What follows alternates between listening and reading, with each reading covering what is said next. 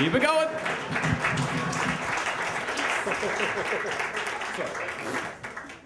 So last summer, Oh, close to the mic. sorry. Last summer, my husband and I got a trip sort of half given to us from my place of employment to Iceland. And we've been wanting to go to Iceland since we met. So we rented a car, we backpacked, we were doing it. And it was great. We love, love, love Iceland. So we get to this one town called Sudavik. I can't pronounce anything in Icelandic, so you're lucky that I can remember that. In Sudavik, we met these great couple. They gave us lots of maps. They told us where to go. And John, my husband, who's sitting right over there, has been known to look at a map and to say, I want to go there, and points to the place that no one inhabits, ever. And so, of course, he did that with Iceland. Iceland is not very inhabited, generally speaking, but he picked the most uninhabited place. And with a very nice car ride around the fjords in western Iceland, we made our way from Sudavik to Ísafjord. Everything's fjords because fjords are all of Iceland. So you look over there and you say, I want to go there, but it takes you like 15 days to get from here to there because it's just really long. So we get to Ísafjord with the intention of going to the most uninhabited place in Iceland called Hastrandir National Park. It is amazing. It is beautiful, and we knew it from pictures from Google. And we knew we had to go.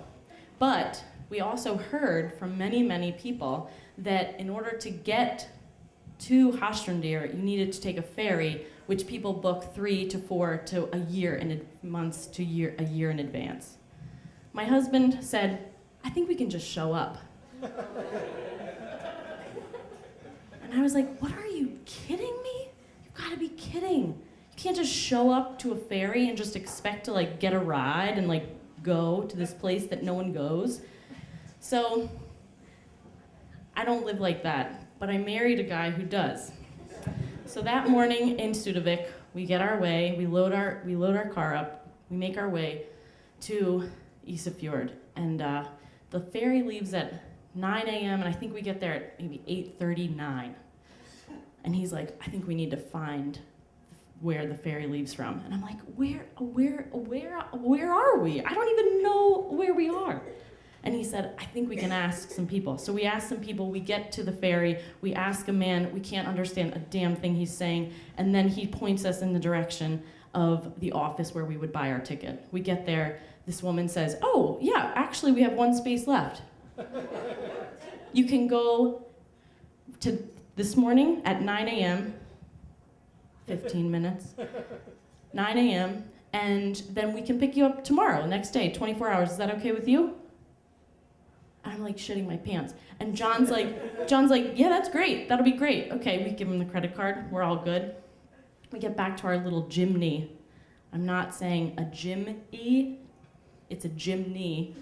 And this little car is the most ridiculous piece of vehicle I've ever seen. It's like a little SUV, 2-door. It's hilarious. And we get there to the car, we load up our backpacks with random stuff, a down pillow, a loaf of bread, all these things that we should not be backpacking with these things, but we were nervous and excited, and we were like, we gotta get there, 5 more minutes. And so we get all loaded up, and we get on the ferry, and with lots of other people who have planned months in advance, including a little group of ladies that are probably in their 50s, and they've planned this trip for probably 3 years. And they look at us and they're like, those are the people that just asked us if there were if there were more tickets. And I'm like, yep, that's us. We just got a ticket. And they're like, what? You can just tell on their face, they're just pissed at us.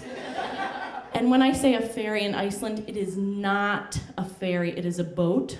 It's just a little boat, and it happens to take passengers from one town to another. And so we take this ferry ride. It's beautiful. It's just some of the most exquisite landscape I have ever seen in my entire life. John, who has been to both Alaska and New Zealand, says it's kind of like Alaska and New Zealand got married and had a baby. It's really, really gorgeous. So they let us off into this land of, there's nothing there but like one little house and this beautiful green, and it's just gorgeous. And I'm elated. I don't think I've ever been that happy in my whole life. I think there's something in the water in Iceland. There's a lot of water in the summer in Iceland, and I think there's something in the water that makes you totally high all the time. So I was high on life. I was so happy. And we hike and we hike and we hike. And we're hiking up this mountain. We make friends with this German son, like a German man and his sons, 2 sons. And they're very well prepared. They have hiking sticks. We're laughing at their hiking sticks. Yeah, you don't need hiking sticks, please. Hiking poles. And they have proper backpacks and rain gear and all that stuff that usually we have, but we didn't. And we get up to this very icy spot. And when I mean spot, I mean spot. It is like completely vertical ice shield. And I was like, we're gonna die. And John was like, I think we're gonna die. And thank God we met them, because we just traveled behind them, literally step by step by step.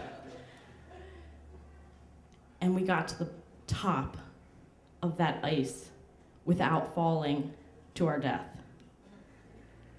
And then we, hiked and hiked and hiked and hiked, and we got to our camping spot. And it's some of the most beautiful things I've ever seen. But I gotta say, I was really lucky not to die that day.